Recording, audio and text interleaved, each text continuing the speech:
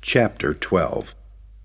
11:30 p.m. Chev and I jumped in a car and head for the hills to look at Clarice. Ellis, this is gnarly. We're going to see a dead person. Chev, it's pretty bad, and the smell is the worst part, so get ready for that. Somehow, just by Chev coming along, I didn't feel so alone in this anymore. Almost a calming effect. Ellis, before Sarah got mad at you, how are things going? We had amazing sex right before the argument. I scared her acting like I was my dad walking in on her naked, and then she called me Beau. She called you what? Yeah, she called me Beau. Okay, Ellis, you should have dropped her like a hot rock the second you heard that. Well, she said it was an accident, and I believe her. I almost told her that I loved her. Ellis, are you listening to yourself by any chance? Ellis, you don't love her. You're just happy you're bumping against uglies with her. Somehow you think that is love. I do love her, Chev. We pulled up to the gate to the mines, and the gate is hanging halfway open. Chev, I think someone is already here. We better be careful. Let's park and walk up to the mine. Chev and I found a few trees and bushes enough to hide the car and pulled the car off the dirt road behind them. I reached up under the seat and grabbed the flashlight and the gloves. Ellis, how far do we have to go before we get to the mines? Well, I'll know the mine if I see it. Ellis, I think we shouldn't walk on the road, because if someone is up here, they're going to see us coming. It was even foggier in the hills than the last time I was up here when I looked at Clarice. It felt strange because I was starting to feel a bit more comfortable thinking about looking at a dead person. Chev loves horror movies, so he was walking like he had done this 1,000 times. As we walked through the heavily treed area, it was very difficult to see where you were walking, so I turned on the flashlight. The beam of light immediately spread out and had little or no effect on our ability to see well. Chev sternly yelled, "Ellis, shut that damn light off! If someone is up here, they can see us coming." I felt a bit dumb and turned the light off. As we made our way up the hill, I felt lost because we were off the road and things didn't look familiar. Ellis, I have to pee. We're walking along a barbed wire fence so we could keep ourselves going in what we hoped was the right direction. Chev, just pee through the fence and let's get going. I'm nervous. As Chev started to pee, something didn't sound right. Didn't sound like he was peeing on the ground. Do you hear that, Chev? Hear what, Ellis? What are you peeing on? I turned the light on and put the beam toward the stream of pee. The fog drifted away from the steam created by the urine. Holy crap, Chev! You're peeing on a tombstone! A damn headstone! Chev jumped back, still peeing, trying to cut the flow off. Shit, dude! This is a graveyard, Ellis! We both stood, realizing we were standing right next to a cemetery. Chev, did you know this is up here? No! I'm not really sure what I know, Ellis. Let's get the hell out of here. Quiet, Chev. Did you hear that? Hear what, Ellis? I motioned with my hand and kneeled down. We both went down on our knees. Ellis, I just knelt down in my pee. This better be good. Would you be quiet, Chev? I said under my breath. There, did you hear that? Chev whispered, Yeah, I heard that. Chev, it sounds like a shovel, like someone's digging. We both looked toward the sound, and we could see what looked like a lantern off in the distance, but we definitely couldn't see anyone through the fog. Ellis, I have to get closer so I can see who it is. Are you nuts, Chev? I'm not going over there. Oh, you'd rather room with Bubba in a cell as his prison girlfriend, Ellis? No. Then come on, quietly. Listen, Ellis, they can't see us either. Quit being such a girl. Dude, I'm a chicken shit. I can't help it. Chev started walking without me. Chev grabbed the barbed wire fence and pulled it apart. Climb through, Ellis, and then you can hold it for me. I walked over and nervously put one leg through and hooked the back of my jacket on one of the sharp steel thistles. It pulled my jacket and started to rip at the fabric. I whispered, "I'm stuck." Hold on, Ellis. Chev reached down and released my jacket. I fell through the rest of the way onto the ground. The digging stopped. Shh. Chev said quietly. We waited for a second and the digging began again. I reached down and pulled the fence apart for Chev. I grabbed the barbed wire, piercing my palm. It was all I could do not to yell out. I grimaced as quietly as I could. Ellis, what's wrong? I stabbed my hand on the fence. Jesus, dude, you need to relax. I can't, Chev. I'm nervous. You're going to get us caught, Ellis. Maybe you should stay here and I'll check it out. Chev, you're not leaving me. Relax, Ellis. I'll be right back. Chev started moving toward the sound of the shovel. Suddenly, I felt like I was standing out in the middle of nowhere by myself. I knelt down because, for some reason, I felt like it was safer and it hides me. I looked from shoulder to shoulder to see if anyone or thing was around. The digging stopped. It's you! I could hear Chev yell. Immediately, I heard a struggle and a single hit with the shovel.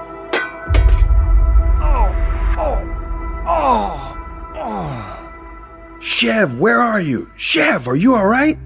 I could hear footsteps running in the opposite direction. Chev! I started to make my way toward the ruckus and finally found my way to Chev.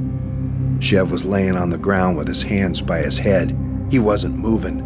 There was blood on his forehead. Chev, say something. I looked around for anyone nervously. I knelt down and put my hands on Chev's shoulder and shook him. Chev, you have to wake up. Finally, he groaned in pain. Oh, thank God, I thought. I thought you were dead. We gotta get out of here. I started to help Chev to his feet, and he wobbled, still dizzy from the lump on his head. Chev, what did you see? Who was it? Chev stood silent for what seemed like the longest time, and he begrudgingly said, Ellis, I can't remember what happened.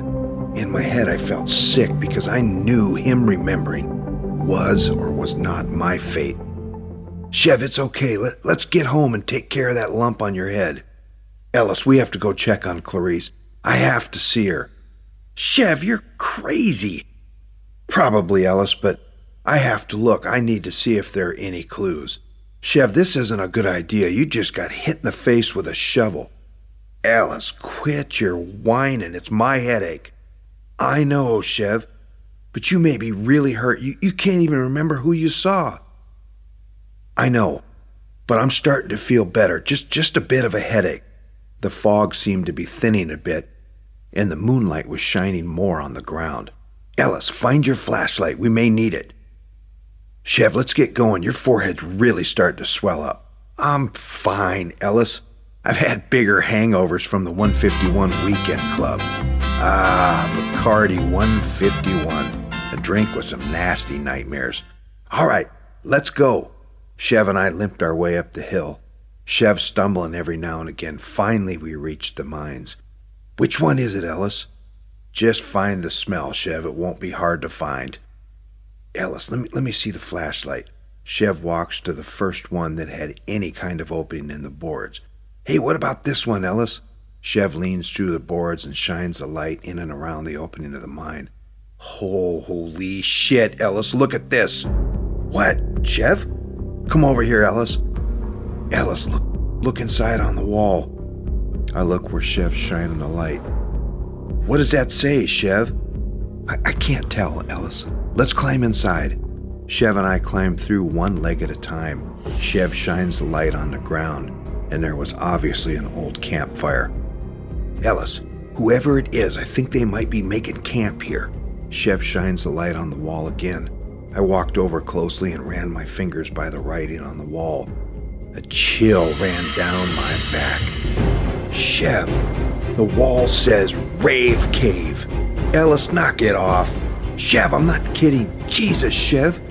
Do you think Rave is involved in all this? I don't know, Ellis. He has been acting pretty weird lately. Chev, is that who you saw in the cemetery? Did you see Rave? Ellis, I wish I could remember. Chev, why would Rave kill Clarice? I don't know. It doesn't make any sense to me, Ellis. Me neither, Chev. Plus, why would he try to set me up? I don't know, Ellis. Let's find Clarice. And let's get the hell out of here. Chev and I climbed out and started looking. Chev, it's over here. How do you know, Ellis? I know because it's missing 3 of the boards on the entrance. Reflecting back on my last visit, I nervously walked up on the entrance and shined the light in. Ellis, I don't smell anything. I don't either, Chev. I shined the light around more. I don't see her, Chev. I could swear. This one is the one. Look on the ground, dried bloodstains, Ellis. Hey, here's the hammer that Rave and I left here. Clarice is gone. Chev, I wonder if they're trying to bury Clarice in the cemetery. Ellis, there's no way in hell that Rave could have moved her by himself. Yes, I don't think he could have either. Not by himself, anyway. I tried to move her in my kitchen, and I had a hell of a time, Chev. Rave and I moved her to the car, and we had to use a blanket just to get her in the car. I don't know, Chev, this gets more confusing by the minute. Chev, I wish you could remember something about who it was that you saw in the cemetery. Did you see 1 or 2 people? I can't remember, Ellis. I only heard 1 person running away, Chev, I think. I knew Rave was too eager to help me. Chev, we need to go back to the cemetery and take a look for any clues that might help us. I can't believe I just said that. Go back to the boneyard? We crawled out of the mine. It was still foggy, but the moonlight was cutting through much better than before. Hey, Ellis, grab a rock and scratch something on the side of the entrance of the mine so we can find us if we need to. I grabbed a small granite-looking stone and dug a little X in the wood. It was a strange feeling knowing that I wouldn't leave my closet open, I wouldn't hang my hand off the bed, and I definitely wouldn't sit through a scary movie. I even made an excuse that I lost my wallet so I could leave the movie The Omen. Here I am deep in my own murder mystery with dead bodies, thick fog, scary moonlight, and creepy cemeteries, and I'm starting to get used to it. Chev and I arrived at the fence and climbed through. Ellis, look around for any clues. We both started searching the ground. Hey, Chev, I found the shovel. Chev, look on the wood part of the handle of these letters. Let me see, Ellis. KPD. What the hell does that mean, Chev? KPD. I'm not sure, but let's keep the shovel. They already know we're here, so let's keep it. We continued to search and could only find the hole that they were digging. All right, let's get out of here, Ellis, before a ranger or someone shows up. At least we have something to go on. On the way back to the car, Chev started complaining about his head. Ellis, I kind of remember a big flash in my head when I was hit. Chev, we got to take you to the doctor. I bet you had a concussion or something. No, I can't let my parents find out. My dad'll be pissed and want some answers. The doctor's not going to do anything except tell me to rest. Chev, I don't think we should mess around with something like this. You took a pretty good hit in the head with a shovel. You can't even remember what happened. Chev started waving his hand at me as if to say, Stop, Mom. You usually couldn't talk Chev into too much, so reluctantly, I let it go. We finally got back to the car and I put the shovel in the trunk and we drove back to my house. Chev's head must have been hurting because he didn't say too much on the way back. We walked in the house and Chev asked for some aspirin. I went to the cabinet over the stove and got the aspirin out. All right, Ellis, let's go over this again. What happened the night Clarice kicked the bucket? Well, she showed up early, and I was surprised because I thought she was coming to the party with Sarah. She said that she came early because she had a fight with Mathers and was scared because he said he was going to kill her. Clarice and we were in the kitchen, and I heard a knock on the door, so I left her in the kitchen, and when I went to the door, there was no one there. On the way back, I noticed that the sliding door was hanging open because the curtain was blowing. After that, I went into the kitchen and found Clarice. Next, and it wasn't too long later, Mathers came to the door, and I sent him away. Then Rave showed up. That's about it. Ellis, you didn't hear anything? I heard nothing. Well, Ellis, I have a few people in mind. Definitely Bo, maybe Rave, and possibly Sarah. Sarah, I yelled back. No way in hell Sarah's involved in this. What do you mean, Ellis? She called you by the wrong name, and she called you by the name of the guy who could have most likely done this to you and Clarice. When I look at this, Mathers is the most likely person, Ellis. I agree, but we still don't have any proof, and I'm running out of time. I glanced over at the answering machine and noticed that there was a message. Hey, Chev, I have a message on the machine. I pushed the button. Hey, Ellis, it's Sarah. I'm really sorry. I think we need to talk about a few things that I have kept a secret. Give me a call if you get a chance. Bye. Ellis, I suspect this is another piece to the puzzle. Chev, I'm telling you, she's not involved in this. I know, Ellis, you love her.